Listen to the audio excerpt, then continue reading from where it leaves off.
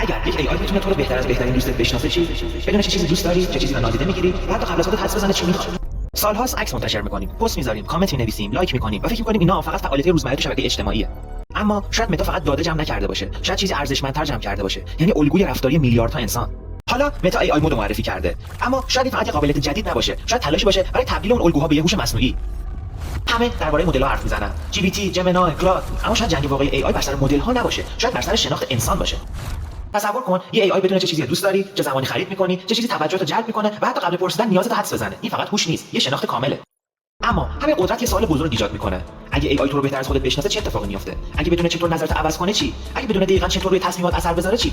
شاید مهمترین سوال نسل بعدی AI این نباشه که کدام مدل باهوش‌تره. شاید سوال این باشه کدام مدل انسانو بهتر میشناسه. چون در آینده شناختن انسان شاید از باهوش بودن مدل مهمتر بشه.